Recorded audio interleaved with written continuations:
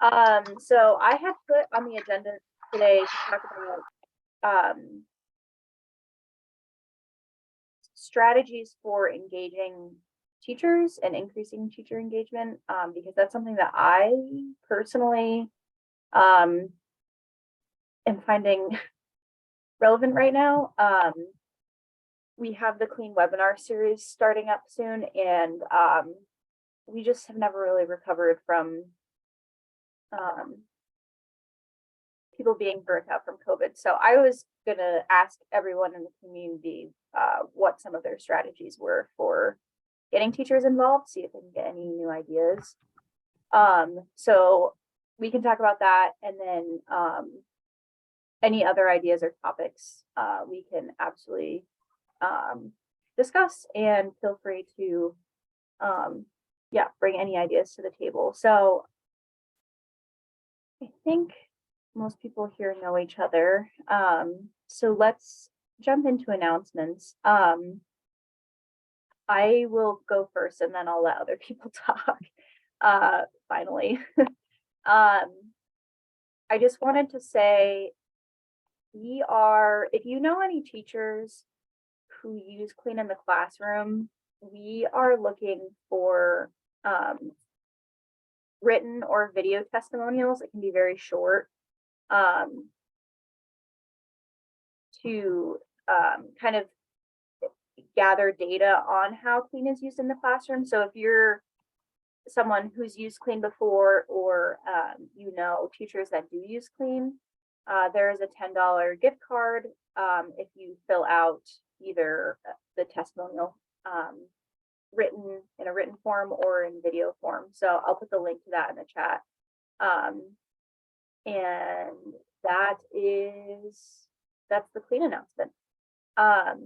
Oh, also I wanted to say, I sent an email about this last week, but we are making the schedule for the 2023 Clean calls on Tuesdays. So if you have any ideas of either informal topic discussion areas that you want to bring up, or presenter ideas, let me know. We're definitely trying to fill the schedule, so feel free to email me about that. So that's Clean right now. Other announcements?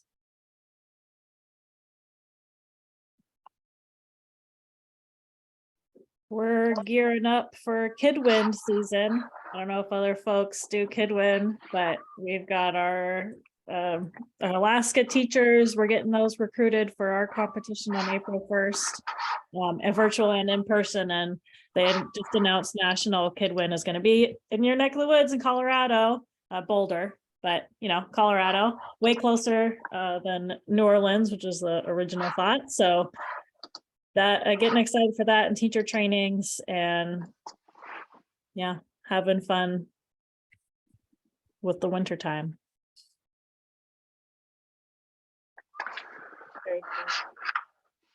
So one almost announcement, and just to remind you that the Climate Literacy 3.0 process is getting close to launching.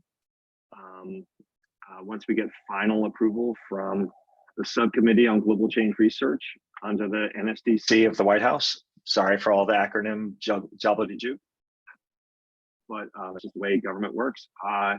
We expect that it is likely to get approved as a process, that we would be doing concurrent virtual listening sessions in the March to May timeframe, where we'd be getting input into what should be done to change the 2009 version.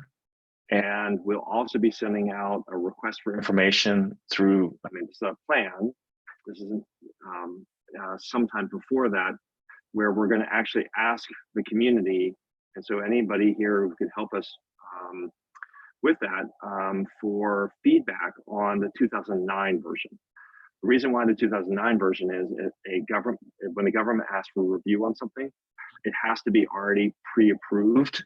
And so we can't send out drafts unless we want to go through the whole process of approving a draft before we send it out. So anyway, we will, but I think there's enough of what's in the 2009 version that there's room for people to say, you missed this, or that's too much of that, or that's not enough of that, or your framing's wrong, your images are wrong, whatever it is, then we can take that into the revision process. And we'll also, more information will come in from this virtual meetings. And Helene, thinking about you in Alaska, we will make sure that we choose times that are favorable to, from Puerto Rico all the way to Guam, to make sure we get all of that. And one other last consideration that we're working on is trying, because we know the climate literacy guide is, there's no other government in the world who's made something like this. Often other governments and nations used this version for their work. So having an international, or not just for the United States version, sovereign nations like the tribal nations, it's theirs too. So anyway, it's just that process we think is going to be formally approved on the 18th of January next week, in 8 days, but we'll know. So that's a, sorry for a little lengthy announcement.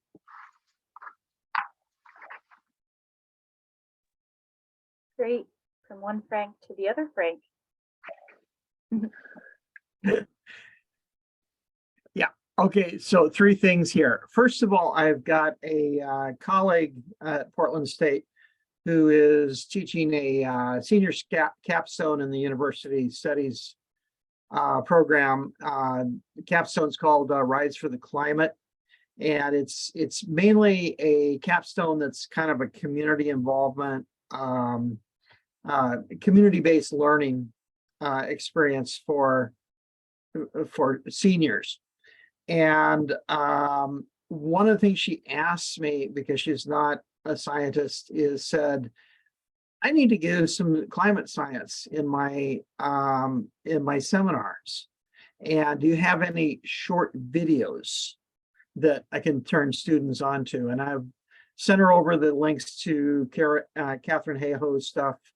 And I've got some stuff that I've sent that I've used with my own class that's pretty short. But any of you who have any suggestions for other things, if you could please let me know, because she would definitely appreciate those. So number 2, Colleen, is she still here? No, she's disappeared. Oh, well. Here just was moved. Okay. Now, Yeah, so I was fascinated when you talked about Kidwind and worked it up. Is it basically design, a sort of design tech type experience for students? yes, here, I'll put the link in the chat to the national organization. You just mute it. Yep. Can you hear me? Yes, I can. Okay, yeah, so I just put the link to the chat. It's a design competition, so they can either build a wind turbine from the ground up, or they can use a kit like from Vernier, a Kidwind kit, and basically focus on blade design. But it's also important they have a knowledge test component. They have to present their design to judges. There's an instant challenge as part of that, and so there's regional and state challenges. And so we are doing, so like Alaska for the last 5 years, except 2020, has been doing, an Alaska competition, and then that qualifies them for the national competition. It's really fun. The students love it. I get a lot of comments like, oh yeah, I didn't like, a teacher will tell me, yeah, the student didn't like science until we started doing Kidwind, sort of thing. And so it's a really engaging way to look at it. And of course, solution-based, right? We need to talk about solution-based education. And this is one of the ways that we can engage some teachers.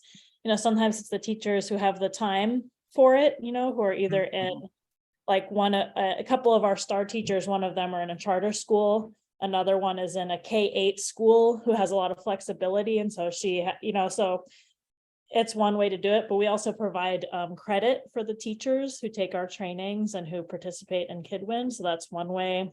Just a quick side note before I forget, Gina I don't know if you could develop like a college credit, like if you attend X number of webinars, you can get a college credit, because that's a great way for us to engage our teachers, because they need so much continuing education credit.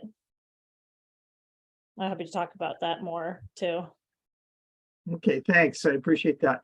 And the last I'm going to try to make as short as I possibly can. One thing I talked about prior to COP27 during a time we were all gathered together was the idea of convening a discussion amongst those of us who have been observers at the COP about what it means to be an observer, ostensibly with the goal of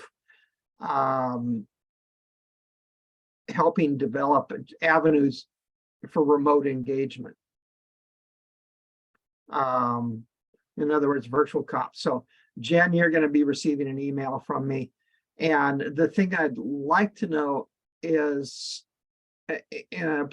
in organizing this discussion, I'm going to be reaching out to people I know who have been observers. And so I know Jen has been, Deborah, who's been on this call, has been, Eric, you almost were, a number of people who have been involved with the COPs before. And I want to reach out to as many of those folks as possible to sort of knock heads, sort of brainstorm together about how we could set up some kind of event that would not only give us a chance to talk about our experience, but talk about what we can do with that experience to engage people on a local level. So anyway. I like that a lot, and the ways to creating ways for people who are remote to engage in COP too, I think is super important. So I'm looking forward to that, Frank. Eric, I saw you had your hand raised. Next. Yeah, thanks, Gina. And yeah, Frank, I'd welcome that. And Gina, I know you're looking for topics, and that would be a great one. Just, how does, especially like you're saying, Frank, as a summary for this year, but also kind of looking ahead, how to engage in COP. And I don't know, I feel like revisiting that every quarter, because I know we tend to do a lot when, COP's coming up, but if we were to sort of have quarterly check-ins on COP, that would be awesome. I was thinking about just kind of making a connection to what some of you were talking about with the KidWin stuff and the teacher prompt that you gave us, Gina, for today's call. Like, Megan, Colleen, I've had a lot of success too with the KidWin stuff and just the kits. They're super engaging and just a great way to introduce engineering design cycle, renewable energy, and kind of talk about, what fraction of our energy comes from renewables and sort of put it in that context, but also this idea that it's some ways it's more tangible than trying to work with solar energy. It's a real nice, because you're doing this blade piece, the kids are actually designing the blades and iterating that design and how they put them on the turbine and things like that. Which kind of leads me, we're going to use them at a workshop this month. I'm working on a series of workshops for teachers for the winter and spring quarter. So they'll be sort of co-sponsored by the group I work with, CRS, and the other group, my old science center that I'm contracting with, Chabot. And I'm trying to sort of, the whole theme of them will be energy and climate. Chabot's doing a climate quarter in April, May, and June. So we're going to do a bunch of stuff there. So I think, one strategy for engaging teachers among many, or a couple, is using the different modalities to teach. Chabot has large domes, like Jim knows Chabot well. That's where we met. They've got large screen projectors in the classrooms. They've got the labs. They've got the redwood forest. So there's tons of different things that teachers can do that connect to climate in that area, in that geographic area in Chabot and by Chabot. Another thing is just incentivizing teachers, to come either through credits, academic credits, or through stipends if possible. That always helps to pay teachers for their time. So we built that into these workshops that we're going to be offering once a month. So that was just to kind of kickstart that conversation, Gina, that you mentioned. Those are a couple of things that came to mind as they connect to the KidWin stuff too, and also the hands-on stuff. I mean, the real opportunity to have students be learners themselves, so they become like students doing this thing as if their students would do it. So you kind of model how you would teach them, and then, they then try it out themselves as a learner, and then hopefully are able to kind of take that and transfer that over to their students and find ways to connect it. And the last thing I'd say is access to resources and materials. So if there's, low cost or no cost kits that teachers can borrow and trainings that pair along with those, that's super valuable too, just from a standpoint of if you've got a ready to go kit. At Chabot, we had a big outreach program for a number of years, and we got it down to these one single boxes or two boxes that with a 60 to 90 minute lesson that you could just grab and go. It's kind of like your mobile science lab, gym, climate lab. You can just do it, take it, go. You can do it yourself as a presenter, or you can again model for the teachers, empower them, and enable them to then just take the kit and do it themselves. So a lot of different approaches to that.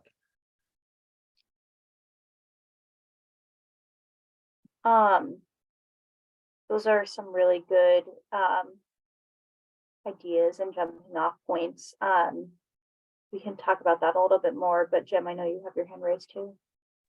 Yes, thank you, Gina. Let's see. Come out a couple ways. On engagement with teachers, it might be, let's make sure we're also like identifying examples that have happened over the years where there's much where it's really focused on engaging teachers. There's different levels. We can have a seminar, we can do things, but say maybe ongoing working with teachers on doing things. I can speak of programs I have. I think everybody here has had something that they've done in that realm and looking at it. The other one is a thing that I'm probably going to bring up a few times over the next few months and things, but one I really want to check in about of where things are going is, what is our comfort level in clean with this? Most of what we do and most of what people are doing is, I'm going to put in one way, is working to make climate education ordinary in the schools. Okay, as in it is taught as many schools as possible in hundreds of thousands of schools, or we're going to be reaching millions of students. We want to make climate education something that is ordinarily taught in the schools. Right? We want to have and often that involves making it to the standards, make it bite-sized, make it easy, make it, for a teacher just has a couple hours a year, very minimal, and you're in, right? That's a lot what education is. What I want to bring up is, what's our comfort level in having in our community extraordinary education on climate change? Is that something that, because we're so interested in making ordinary, that we see it as a distraction from making it ordinary, that there's some that are extraordinary, that there's some that go way beyond what is ordinary, which of course is what we do at Lowell, right? I think people are pretty aware of the kind of standard that we're at and what we're doing, and having that. I want to make sure that what we're doing truly is helping the ordinary process. Not, well, we're doing something that is so like on a whole nother level that it's seen as a distraction. That is like, that's going to just, we don't like that because it's not the ordinary. And that's not what we're about. And one of the ways that in engaging is, every year our students leave middle school, and some of them are so engaged in Climate Club and action that they start another chapter in their high school. So that's one way. One of the 10 different ways we engage with other teachers is our students go and get climate education going in the next high school. And then we're invited to have our students present to 32 high school in Montgomery County in the coming month, right? The thing is, if you have something extraordinary, it spreads. But I've felt kind of over the years, a lot of times what we're doing is seen as kind of like, I don't think we want to talk about it too much, because we have to focus on the keeping it down to 2 hours, really easy stuff. We can't have anything that's really, really out there. So anyway, that's a question I really want feedback on. How can what we're doing help the process of making climate education ordinary? Thanks. And that's all about engaging teachers. Yeah, Colleen. I think just to quickly address that is that without playing too much of the middle, or it is that I think you can start out with, well, here's the easy way. Here's your hook. Here's your gateway drug. Here's this cool lesson. And if you have time or when you can, here's the expansion, here's the, the KidWin project, here's the, whatever the long-term big project can be, here's the climate, here's how you can do a climate club. I think there is some of that can happen, is that yes, make it accessible and engaging and easy as we can in some way, but make sure that you always follow up with, well, here's the next. Here's how you can do more if you have the time, without making teachers feel overwhelmed. And I'm not sure if that quite gets to everything that you're, asking about, but I think that is one way to think about it.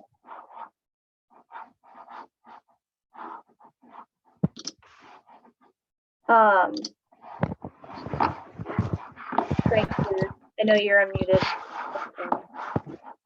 Yeah, so just there's one thing that we've noticed in this teacher attendance, right? In the early pandemic, they were just overwhelmed.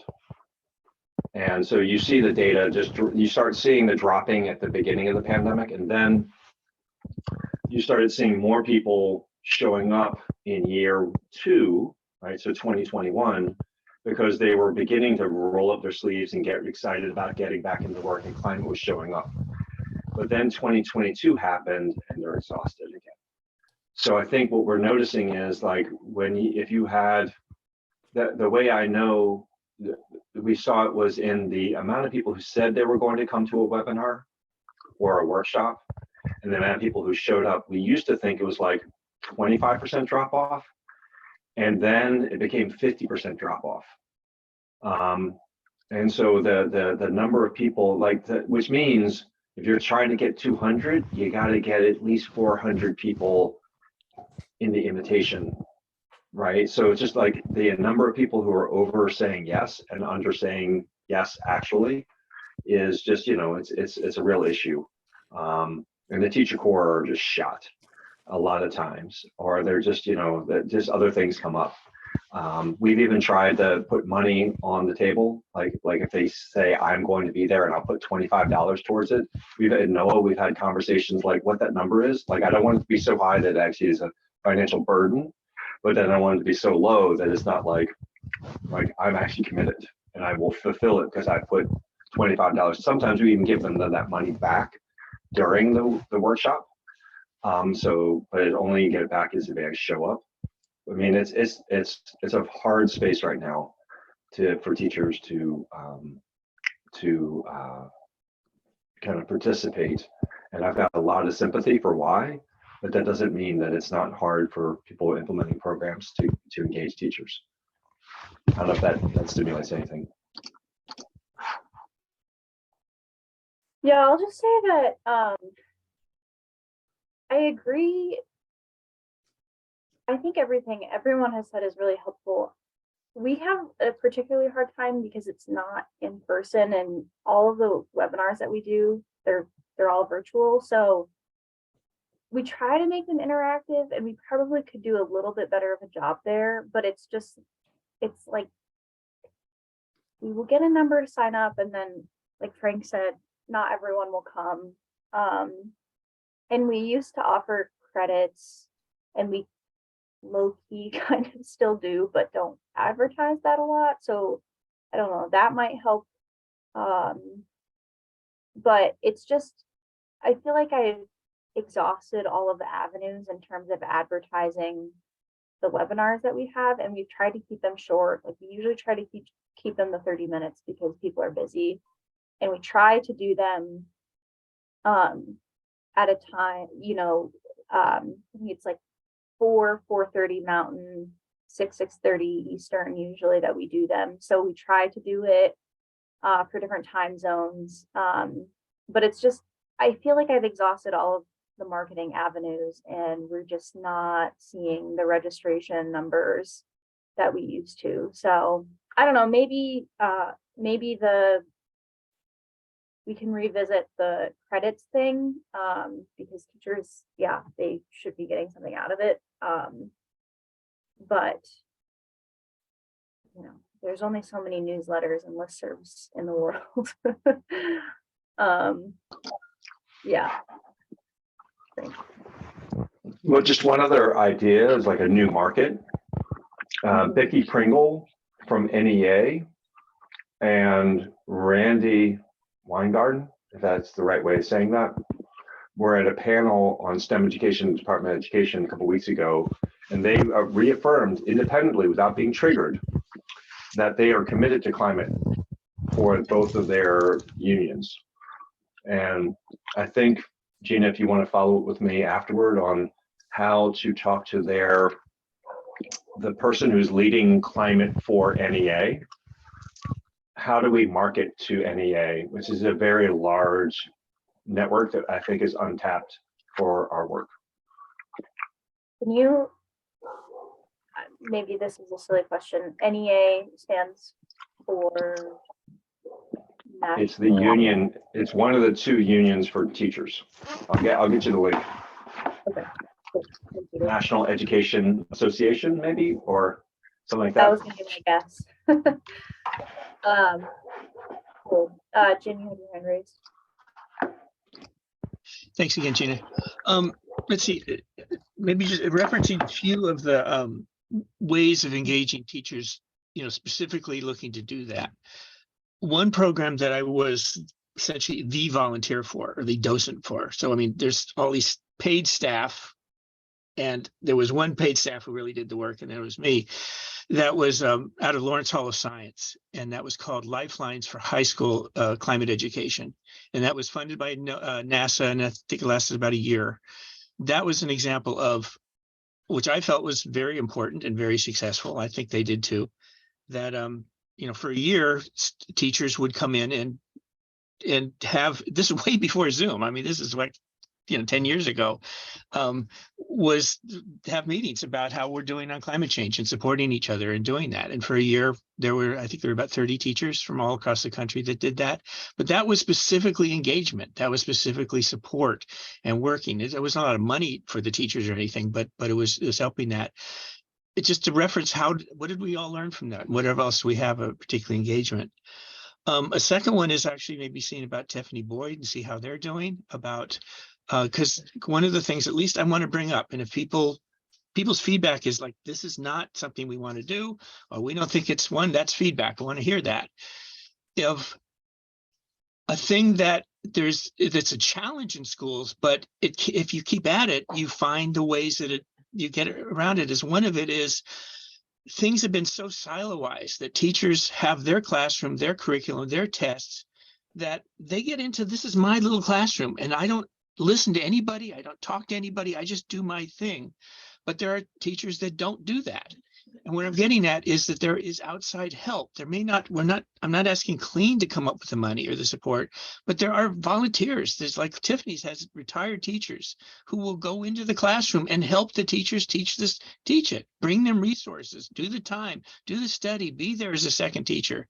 That's how I started at Lowell, right? Is coming from the outside, and Lowell was accepting of it. Generally that doesn't happen. In fact, there's school districts who interfere when that happens. They don't want anybody from the outside coming in and supporting their teachers. They want it siloized. They want it control. But especially the independent schools, right, which is a small percentage of the schools in the country, are generally more open to it. And that's a place to note that. The last one is somewhat specific to the Bay Area, or strongest in the Bay Area.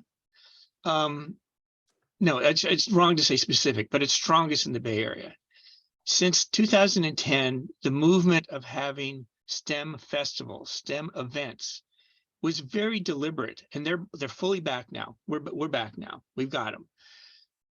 They were set up recognizing that STEM is taught very, very poorly in the schools. Specifically, generally there isn't hands-on labs. It's rote memory, it's teaching to the test. Generally, that's what happens. You don't have engaging science, you don't have tools, you don't have that. But the STEM festivals is a way that they at least happens once a year in the Bay Area. It happens like 6 times a year because of all these different STEM festivals. And they draw enormous crowds, and they draw teachers, and teachers learn. Like we would always have invite teachers, come and do labs with us and you'll reach 300, you will reach 300 students in the day that aren't your students. So if you mess up, nobody's going to be embarrassed, and you will learn that, and then we'll go with you in the classroom. But these are examples that I know of where it's specifically engaging the teachers and training them. But it is like, why doesn't that happen more? And part of it is, I think there is, and I have to respect other people's point of view that this is not something we want to have happen. We want to have people who write the curriculum, and we want the teachers who use that curriculum, and there's no other interaction with those teachers. And I don't see clean as being for that. I don't see clean as being, there's one way to do it, and we don't want to see support and help and do it. We're not asking clean to provide it, but it doesn't mean that in the clean network, I mean, there's at least Tiffany and I think Eric would be in that category. And then, I mean, Carrie, you're in that category. Jen, you're all in the category of, and Carolyn, to one degree or another, we support the teachers and work with them. We support them. We don't just, here's a training, take our training, goodbye. So any comments on that?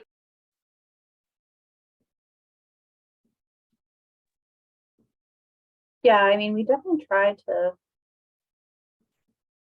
provide year-round support, and I think that relationship is pretty important in terms of, like, a lot of the people in our network play many roles in terms of, like Tiffany, she leads webinars, but she also helps us with our clean collection and has been a member of the network for many years. So I think that relationships are very important in that sense, that you're not just, it's not just a one-off thing. And that's something that takes time too, and energy, because it's kind of, I don't know, more intense and more time consuming to follow up with someone, but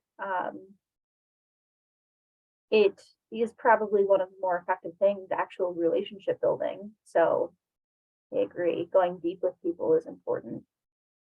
Frank G.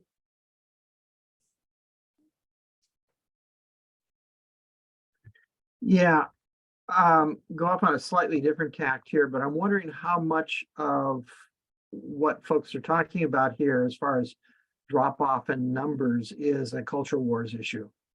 I'm saying that because one of the things I remember from NPR and watching some of the what's gone on with the House and the election of the Speaker is you have Kevin McCarthy finally coming up and saying that one of their big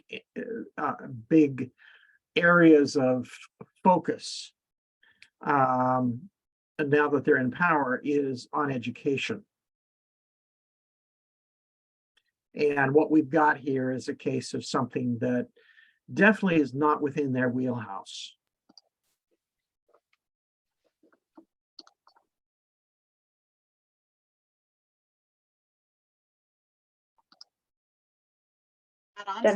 Another problem is that teachers don't know, and they don't want to cross a line unknowingly. So for example, in Georgia, where they passed this law regarding, you can't teach controversial topics. The law specifically lays out things about race and racism. But does that mean that you can't teach about like skin color and how skin color evolved? Does that mean you can't teach about climate justice, which has its roots in racial injustice?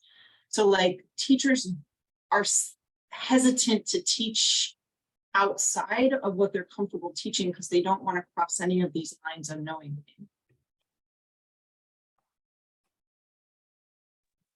Jen, you've had your hand up a few times.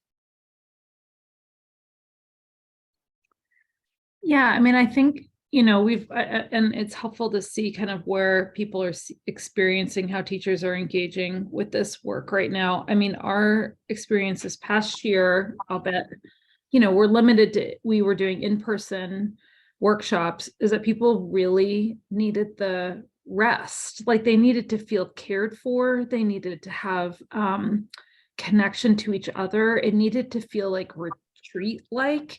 And I think, which kind of is hard at the, it's wonderful, but it's really hard to scale something like that or like iterate it like in a really big way, because it takes so much energy and work. You know what I mean? It's like a lot of time intensiveness with relatively maybe few teachers, like comparatively, like we reach 25 educators, like formal and informal, versus like working with however many thousands of teachers that we need to reach right now. And so I feel a lot of tension around that, because it seemed like what teachers need and where we want them to be are things that are kind of at odds with each other. And I'm not really sure how to resolve that or think about it, but I definitely think about it all the time.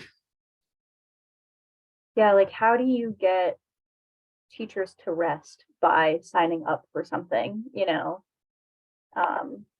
and I think about we did our retreat. I mean, you know where that is, Gina, but it's at a retreat center. Like we gave lots of space. We had a lot of content too, but they also got to like swim and be in the mountains and reconnect with themselves and each other. And there was downtime, and it was like all this stuff in addition to all this sort of like content and climate and all of those things. And we've had a lot of really interesting ripple effects from that experience, which have been really exciting. But at the same time, like, I just don't know how would you iterate that or scale it across the nation, for example. And we need like 500 of those just in New York State alone, types of experiences for educators. Yeah, Carolyn, you've had your hand up for a while. I mean, it was kind of about an older topic, if you don't mind me going back to. Yeah. Yeah, because we're talking about, teachers not wanting to cross lines. I live in the home of the Stop Woke Act in Florida. I don't know if you heard about, that's what DeSantis called we call it the Don't Say Gay bill. But, they're even trying to outlaw, or not necessarily outlaw, but like restrict funding, discourage DEI in schools. They're saying replace DEI with equality, meritocracy, and colorblindness.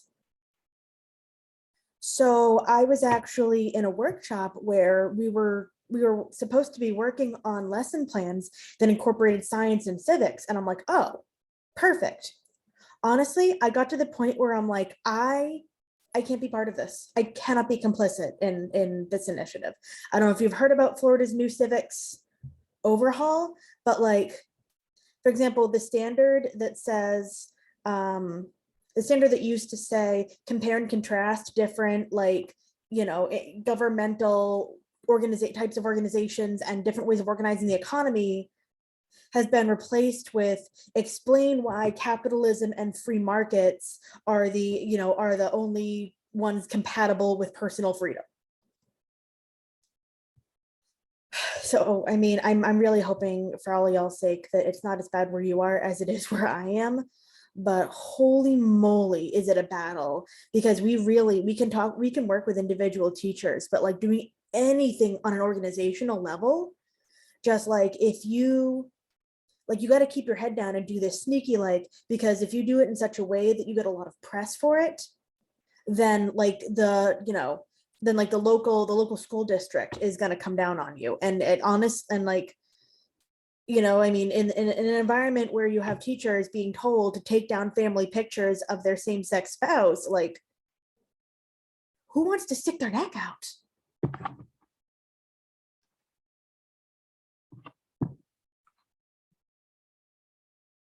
Really hard. Frank, I think your hand up was up first. So, I mean, it's clear that what's happening in the classroom in parts of the country are incredibly challenging for what we're talking about, based on, Carolyn, what you just said, and that's not the only place, right?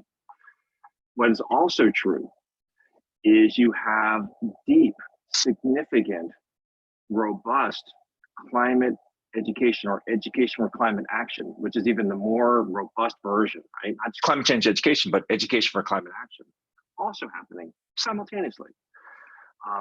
the new funding that's going into Maine on climate change education in a cross-disciplinary way. Now, it's not a lot of money, but it's a big rural state with a small population, is also happening simultaneously. And I think that some of the work that's been going on in New Jersey or Washington State or California, parts of Colorado, I mean, so there's this like really dynamic divergence happening on this work. And sometimes when these conversations start, we tend to gravitate to where it's really hard. And I get that. But what I'm mostly focused on is, it's kind of getting at what you were talking about, Jim, before, is like, what does really excellent look like? Could we be that? Could we do that? And I think that that the part of this work that really excites me right now is kind of what I was starting at the beginning of this call is like, the question about getting jobs to implement climate solutions. For me, is how I think we bypass the culture war that's happening in some places and make progress with those communities on implementing climate solutions while not just backing all the way away because it's just too hard. And thereby, which is, I think, ultimately the way the strategy is supposed to go, right? Just got too hard, so nobody did anything. Well, we don't have time for that. We have to decarbonize. We have to build resilience, and we don't have the workforce for that. So, I think I'm keen to figure out how do we do it really well where we can, and then leave the door open for strategies that work in places where it's hard, while not doing nothing. The strategy changes, and that's why I think the workforce strategy is the one that is going to lead us in places where it's hard, because we're not in a culture war. Okay, economy away, let's go. It's cheaper to make solar in Florida than it is to make any other kind of energy. why don't we do like that? Oh, and by the way, it solves climate change, but we'll let that slide for now. Anyway, that's just a couple. I've never seen the spread so wide, and I think it's very fair to say that it is likely that the culture war in education is likely to come to climate at some point in time. It hasn't recently. That actually backed off. It's mostly been about other issues, but it could show up again. Don. Well, there are lots of things that I could comment on, and I don't know where to start. But the inspiration for raising my hand was responding to Carolyn and noting that even in upstate New York, there are districts where teachers feel like they can't use the word climate change, and that's not especially uncommon in the rural parts of the state, at least. And I think teachers generally are scared of just ruffling people's feathers and the stuff that comes with that. And I have some ideas about how to deal with that, but all of them involve, working through discomfort that is such a hard thing to ask teachers generally, and especially in the current exhaustion of the state of the world these days. So that's a depressing thing. But there are places where there are good things going on that I think we can hold up as examples and say, and Frank raised many of those points of, renewable energy is cheaper in most places in the country. Last year, the US produced more electricity from renewables than from coal for the first time since recording that stuff has taken place. So there are really good examples to point to that honestly are unlikely to change the minds of people who have their minds made up, but it's possible to overwhelm them with others who don't feel that way. And I think that's important. So.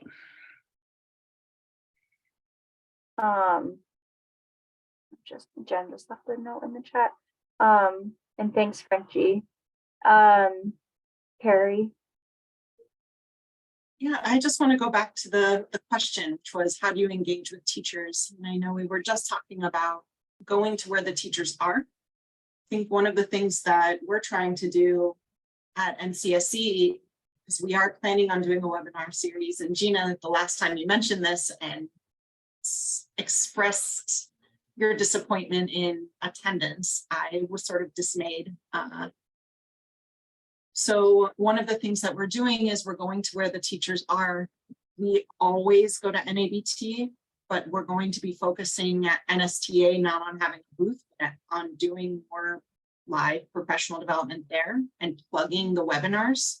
That's where the majority of new science teachers go. And that's also where all of the earth science teachers go, because the Earth Science Teacher Association is so small compared to NABT, for example. So going there, we're going to go there, do our professional development, plug our webinar series, and see if that helps to bring the numbers up. I definitely agree going to where the teachers are is probably the best strategy.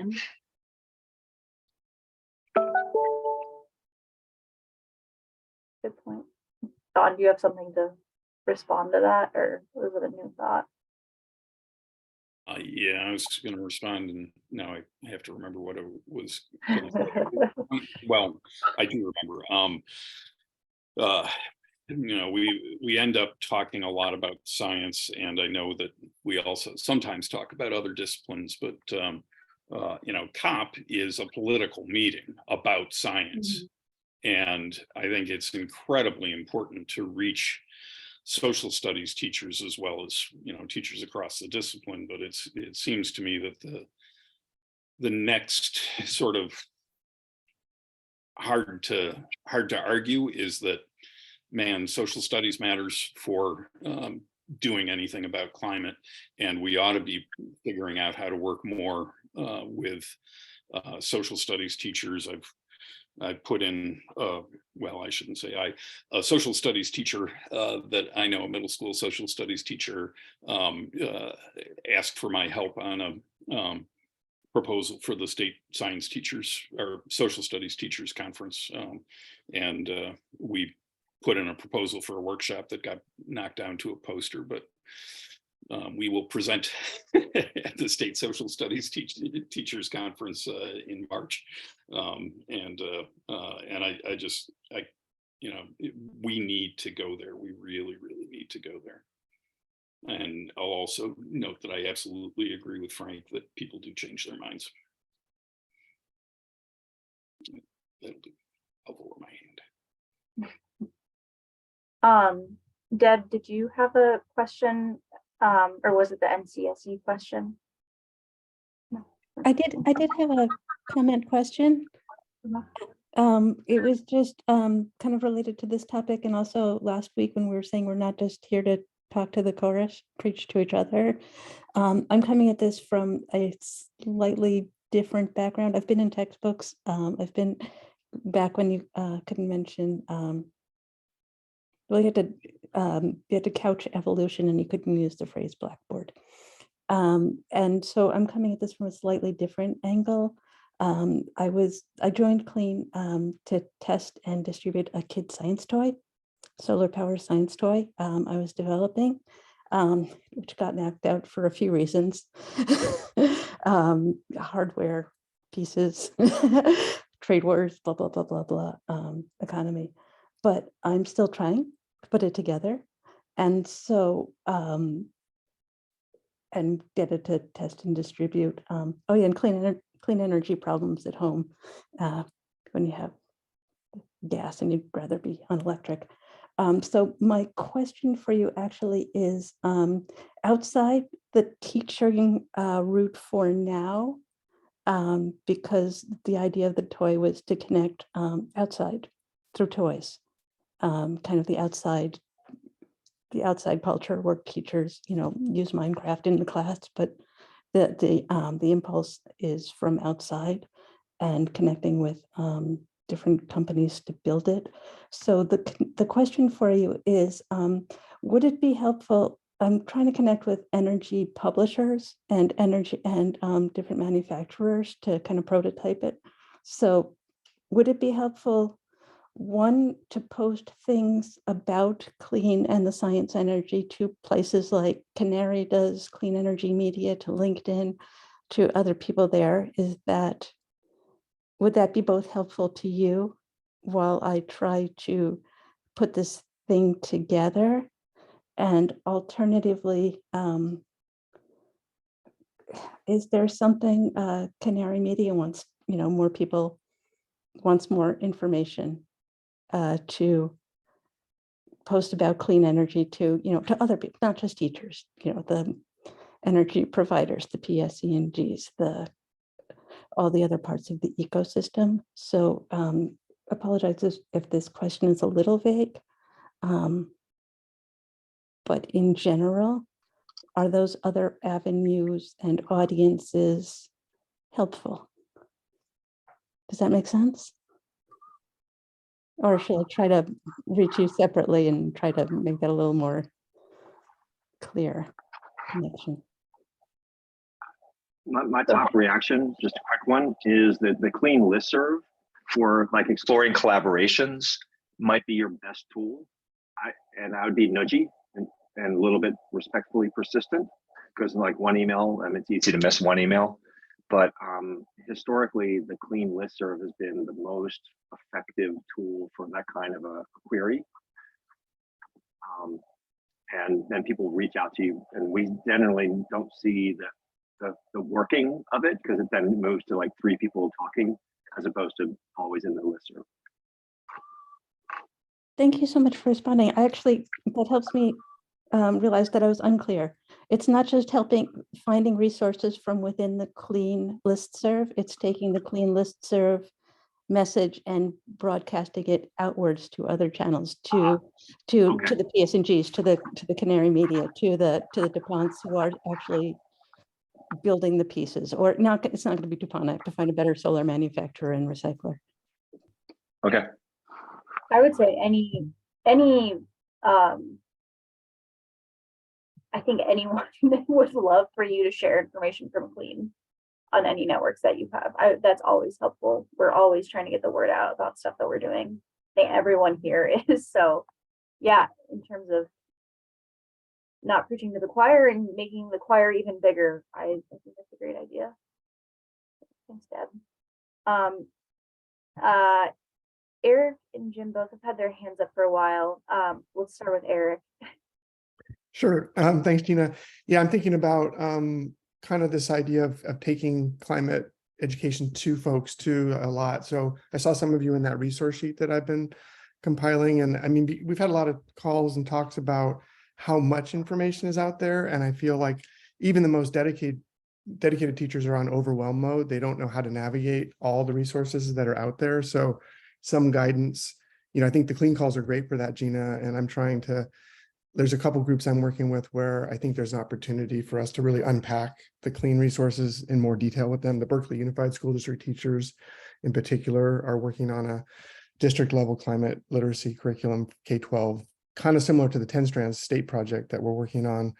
And I think the clean resources are a great example of sort of a one-stop shop. So many resources there, but again, if they don't have time or guidance on how to use them, I think people get bleary-eyed. They just don't know. So trying to listen, I guess. And the other thing, just working with these teachers this year, building this learning community at Chabot. Chabot is here in Oakland, in the Oakland Hills. It's a great space. I mentioned it earlier and we've talked about it on the calls, but it's slightly inaccessible. It's up the hill 10 minutes from my house, but there's no public transit.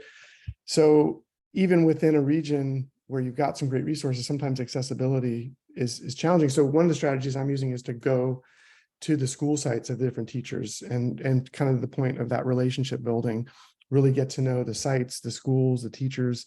And I recognize that the person power involved in that is a lot. It takes a lot. It does take an investment in time, but I think the depth of it can go a long way, because the model that I'm trying to build is a kind of a shared leadership model where, initially you build this group of folks like this network, a clean network, but then, you know, over time, folks become leaders and they take on, you know, so that's another sort of that train the trainer, you know, empowerment model. So that's my hope for this group is that they'll start to early on, you know, that's the expectation and hopefully the inspiration for being part of the group is that they actually get to present and lead and sort of guide where the group goes.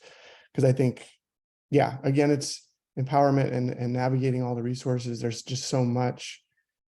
So that listening, what do people need, and then directing to resources. And I guess the other thing I've been thinking about a lot is the regional strategy, really looking at the Bay Area specifically, since I know it, I've lived here my whole life, and just kind of tackling it that way. So at a regional scale, but connecting to national resources and international opportunities, but how does it tie back to the Bay Area and how is it relevant to our place? Things like that.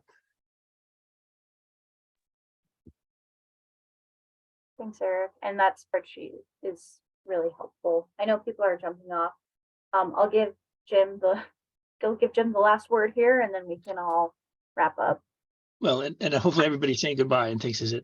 The one I would think is for the clean network, that I would hope that we're encouraged that we are among those that are doing education and climate change and work in general, that pay attention to who it is that we are serving and who it is that we listen to. We are serving science, we're serving education, we are serving teachers. But are we not doing this for the children? Are we not doing this for the students? And if we listen to them, they are demanding that we take action on climate change. They are demanding that we talk about climate change. I'm in just at every state. I mean, I'm talking to students in Oklahoma, and they're coming to us about working with us on things. I'm not at all belittling it. We need to listen. We need to hear what the governor of Florida has to say. We need to know what he has to say.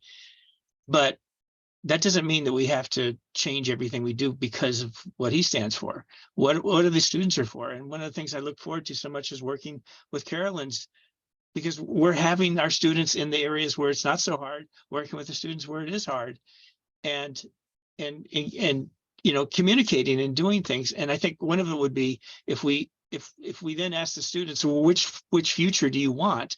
I think they want the climate action future. Because the other future is, well, I guess we're going to train you to be a coal miner. I guess we're going to train you to be out on an oil rig, pumping oil out in the Gulf of Mexico, because that's the old way, right? Which future do they want? And that's what the governor of Florida has kind of set out for them. There's not much of an energy future. There's not much of a climate future. It's just kind of all for white men and things. Anyway, I mean, I think if we bring the kids into it, the things start to change. In terms of, it doesn't make it easy, it doesn't make the problems go away, but I think that's one of our leads. So, thank you. Yeah. Yeah, young people are the hope for many people. So good that most of us are working with them.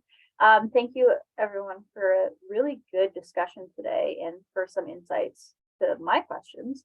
I hope you have a great rest of your day, and we have a presentation next week. But yeah, thanks for joining. Have a good rest of your day. Thanks, Gina. Thanks, everyone. Bye. Thank you, everyone.